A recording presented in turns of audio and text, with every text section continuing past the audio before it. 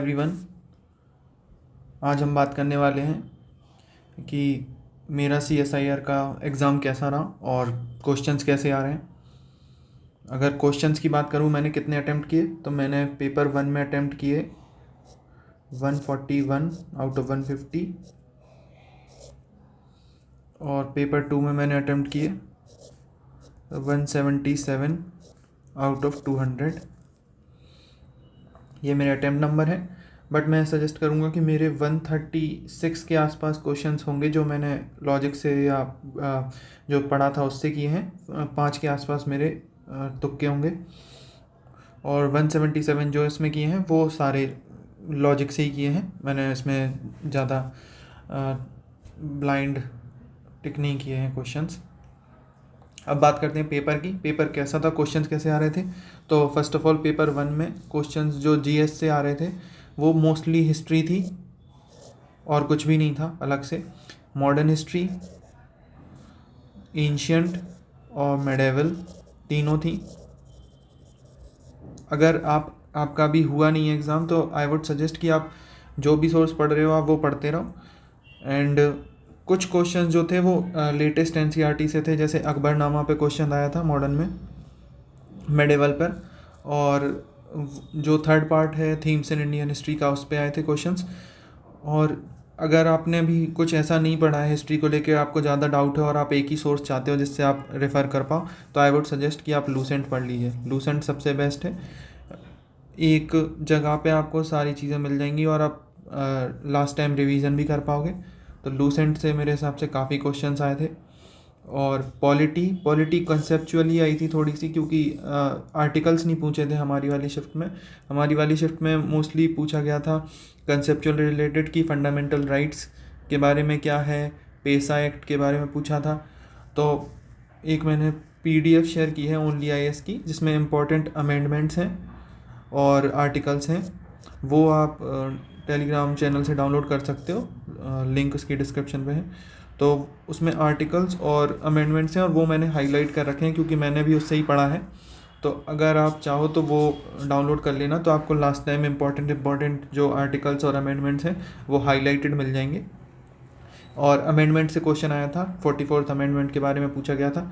तो GS में जो 100 क्वेश्चंस हैं वो मोस्टली 85 क्वेश्चंस करीब GS में हिस्ट्री और पॉलिटी से थे और 15 क्वेश्चन करंट अफेयर्स के थे। जैसे ETCA पूछा था। ETCA एक एग्रीमेंट पे बात चल रही है इंडिया और श्रीलंका की, जो कि 2018 से 18 के बाद अभी जाके कंटिन्यू हुई है। 12th मीटिंग थी इसके बारे में पूछा गया था। और 15 दिन का वीज़ा फ्री रखा है किस कंट्री ने, ईरान ने, ये पूछा गया था। और गोवर्धन स्कीम के बारे में पूछा गया था कि कौन सी है, और कुछ कंपनीज जिन्हें महारत्न कंपनीज हैं उनमें से किसे अवार्ड मिला है कोई, वो पूछा गया था। तो अगर आपने करंट अफेयर्स अच्छे से किए हैं तो ठीक है, अगर नहीं किए हैं तो कोई इतनी बड़ी बात नहीं है। 15 क्वेश्चन है सिर्फ। अगर आपने नॉर्मल 2-3 महीने की भी पढ़ ली है तो ऐसा नहीं है कि 2 क्वेश्चन या 3-4 क्वेश्चन आप नहीं कर सकते। तो करंट अफेयर्स मैं नहीं कहूँगा कि उतना ज़्यादा आपको लोड लेना चाहिए, क्योंकि स्टैटिक से क्वेश्चन काफ़ी आए हैं। पॉलिटी और हिस्ट्री अपनी अच्छी कर लीजिए। अगर आपने हिस्ट्री अभी भी नहीं पढ़ी है तो लूसेंट से कर लीजिए, लास्ट टाइम में आपको रिवीजन करने में बहुत ईजी रहेगा। इंग्लिश के लिए मैं बोलूँगा कि इंग्लिश मॉडरेट थी। फिल इन द ब्लैंक्स बहुत ज़्यादा आए थे। एक्टिव पैसिव के क्वेश्चंस आए थे काफ़ी सारे, और कंजंक्शंस आए थे, कंजक्चर लिखी है मैंने, सॉरी कंजंक्शंस आए थे काफ़ी सारे। तो ये क्वेश्चन है। अगर आपने अभी भी इंग्लिश के लिए कुछ ज़्यादा प्रिपेयर नहीं किया तो एक प्लेलिस्ट में शेयर कर देता हूँ, अनन्या मैम है, आई थिंक टेक्स्ट बुक पे पढ़ाती हैं वो, उनके साथ प्रैक्टिस के सेशंस हैं, वो आप कर लीजिए। वो आप सॉर्टेड रहोगे उसके लिए, इंग्लिश के लिए। और काफ़ी सारे रूल्स भी आपको प्रैक्टिस के साथ पता चल जाएंगे, तो आई थिंक वो काफ़ी मतलब हेल्पफुल रहेगा और ज़्यादा एनर्जी भी नहीं लगेगी आपकी। तो अगर आप चाहो तो इंग्लिश अगर आपने नहीं की है तो उससे कर लोगे आप, ईज़िली 35+ क्वेश्चंस बन जाएंगे आपके। तो हिस्ट्री के लिए तो मैं लूसेंट सजेस्ट करूंगा, और अगर आप कोई सोर्स पढ़ रहे हो तो वो फिर आप उसी पे लगे रहिए, बदलिए मत सोर्स को।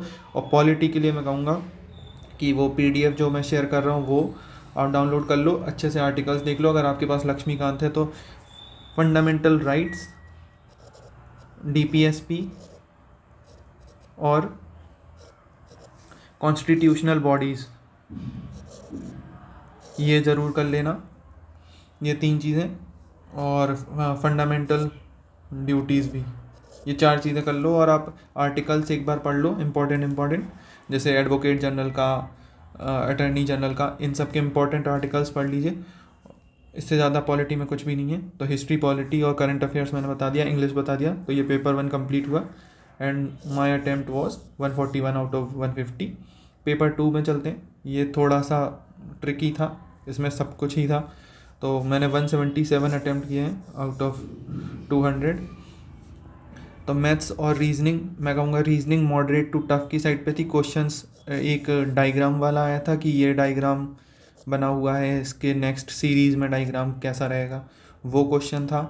और बाकी क्वेश्चंस इजी थे, कुछ टाइम एंड वर्क से रिलेटेड थे और मिरर इमेजेस पे थे।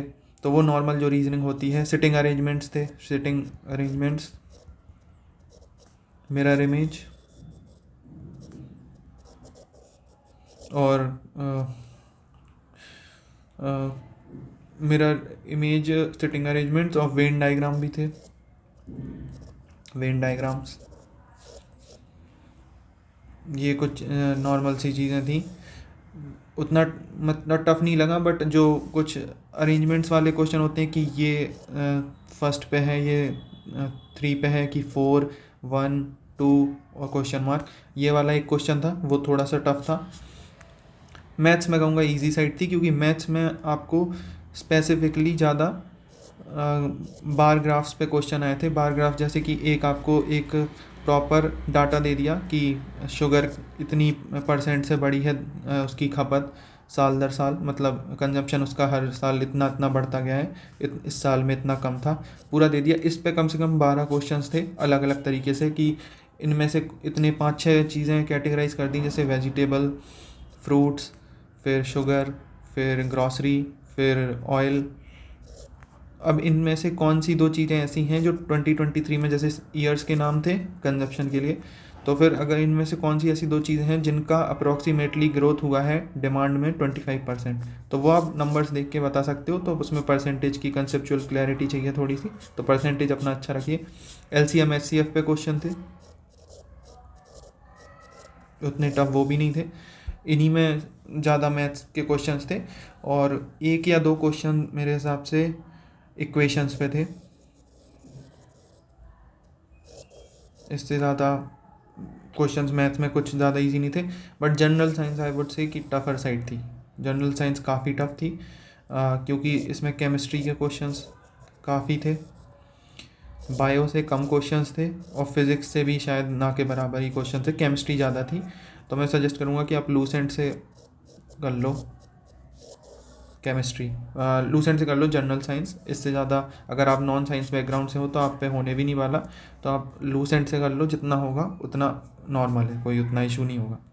ऐसा है कि आप अटैम्प्ट करने के लायक रहोगे, 25 क्वेश्चन में से 15 तो आप कर पाओगे लूसेंट पढ़ने के बाद। फिर एथिक्स से क्वेश्चंस थे, अच्छे क्वेश्चंस थे। तो एथिक्स में मैनेजमेंट के कंसेप्ट भी मिक्स थे।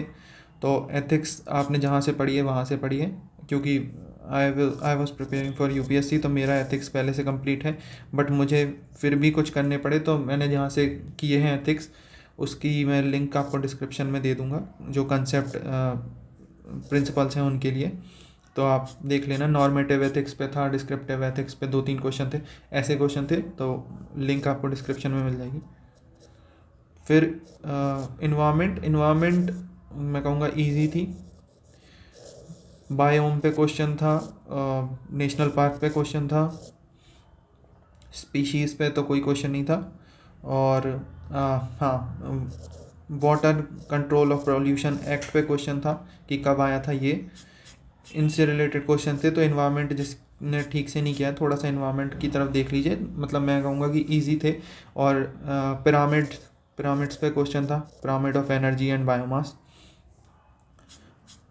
वो। और मैनेजमेंट से प्रॉपर क्वेश्चंस थे जो मैनेजमेंट के हैं। आपने अगर PYQs भी मैनेजमेंट के कर लिए थे प्रिपेयर, तो आपकी जॉब कंप्लीट हो गई होगी मोस्टली। तो जहाँ से मैंने किए हैं उसकी लिंक आपको डिस्क्रिप्शन में मिल जाएगी। ज्योग्राफी मैं कहूँगा इजी साइड थी, सिर्फ नॉर्मल क्वेश्चंस थे ज्योग्राफी से, कुछ नदियों पे थे तो आप गोदावरी जो इम्पोर्टेंट नदी है, साउथ की गंगा कहा जाता है, ऐसी बड़ी जो इम्पोर्टेंट नदियाँ हैं उनके बारे में देख लीजिए ज्योग्राफी में। और ज्योग्राफी में ज़्यादा कुछ ऐसे खास क्वेश्चंस आए नहीं थे, ज्योग्राफी काफ़ी नॉर्मल सी आई थी। और केरला के ऊपर आया था एक क्वेश्चन, कलाकड़ किसे कहते हैं केरला में, वो था। तो ज्योग्राफी मैं कहूँगा इजी साइड पे थी। मॉडरेट साइड पे मैनेजमेंट था, ये मेडिकल साइंस है मैनेजमेंट का, तो मैनेजमेंट मॉडरेट साइड, PYQ कर लीजिए अलग से अगर अभी टाइम नहीं है तो। और जनरल साइंस टफ साइड थी तो लूसेंट से कर लीजिए अगर नहीं की अभी। मैथ्स में कहूँगा इजी थी, मॉडरेट थी, और रीजनिंग भी मॉडरेट थी, एथिक्स भी मॉडरेट था। इन्वायरमेंट इजी साइड था अगर आपने कंसेप्चुअली कभी पढ़ा है तो, अगर नहीं पढ़ा है तो थोड़ा सा टफ लग सकता है, बट इंपॉर्टेंट चीज़ें आप कर लीजिए। पिरामिड्स कर लीजिए, नेशनल पार्क कर लो, और हॉटस्पॉट्स कर लीजिए। ये कुछ इम्पोर्टेंट सी चीज़ें थी, तो आई होप कि हेल्प हुई होगी। और अब बात कर लेते हैं जो सबसे ज़्यादा जिसके बारे में बात चली, अभी मैंने गूगल पे सर्च किया तो वो अपने आप ही मुझे रेफरेंस में दिख गया, वो है कि एग्ज़ाम लीक हो गया है। तो मैं कहता हूँ अगर लीक हो भी गया है तो उसमें मैं और आप कर क्या सकते हैं, बस यही कह सकते हैं कि ऐसा कैसे हो सकता है, सरकार को ये नहीं करना चाहिए था। ठीक है, सरकार को नहीं करना चाहिए था और वो हो गया, अब आपके हाथ में क्या है। क्योंकि मैंने अपने 2 दोस्तों से बात की, वो अब इतने ज़्यादा रिलैक्स हो चुके हैं कि यार अब तो एग्ज़ाम फिर से होगा, अब क्या करना है, अब देखते हैं चले जाएंगे देने, ऐसे ही मुँह उठा के। बट बात यह है कि आप अपना काम तो अच्छे से करो, you should do your job first. Gita में एक बात बताई गई है जिसका नाम है निष्काम कर्म। तो आप अपना काम अच्छे से करो, बाकी चीज़ें छोड़ दो डेस्टिनी पे, क्योंकि आपके हाथ में नहीं है, आप इस पे कंट्रोल नहीं कर सकते कि ये पेपर लीक क्यों हुआ, क्यों नहीं हुआ, क्या करते, कैसे होता, ये होता वो होता, क्योंकि सिर्फ बातें रह जाती हैं, समय निकल जाता है। अगर आपके पास अभी अपॉर्चुनिटी है एग्ज़ाम देने की, एग्ज़ाम लगातार कंडक्ट हो रहा है, या तो बीच में रोक दें तो बात दूसरी, बट अभी कंडक्ट हो रहा है तो आप अपना एग्ज़ाम दो, उसके बाद जो होगा वो देखा जाएगा। तो मैं बोलूँगा कि एग्ज़ाम अपना दे दीजिए। और एक चीज़ हम जो कर सकते हैं वो है HRDG CSIR को ट्वीट कर सकते हैं कि उन तक इस चीज़ के बारे में नॉलेज पहुँचे कि ये चीज़ हो क्यों रही है और कहाँ पे लैग रह गया था। बस ये ट्वीट कर दीजिए और अपना काम छोड़िए, अपनी बस पढ़ाई करिए, इन सब के चक्कर में मत पड़िए, क्योंकि ये चीज़ ना आपके हाथ में है ना मेरे हाथ में है। जैसे ही मैं एग्ज़ाम दे के आ गया मुझे तुरंत ये न्यूज़ मिल गई थी, बट बात यह है कि अब कर क्या सकते हो आप, एग्ज़ाम तो उन लोगों ने कंडक्ट करा दिया। मान के चलिए अगर वो नहीं कराते फिर से एग्ज़ाम, और इन्हीं के बेसिस पे मेरिट बनती है, जिससे जो मिलना होगा वो मिलेगा, पर हमने अपनी चीज़ तो ढंग से की जो हमारे हाथ में था। जो हमारे हाथ में है नहीं उसके लिए रोने की क्या ज़रूरत है। इंग्लिश में एक ईडियम आया था कल, crying over a spilled milk, मतलब गिरे हुए दूध के ऊपर रोने से क्या फ़ायदा है जब आपके पास उसे चेंज करने की अपॉर्चुनिटी अब है नहीं। Crying over a spilled milk, जिस चीज़ का समय निकल गया उसके बारे में रोने से कुछ नहीं होता। तो आपके हाथ में जो है आप उसे सुधारो, आपके हाथ में है कि आप अपनी प्रिपरेशन अच्छी रखो, बाकी जो होगा वो देखा जाएगा।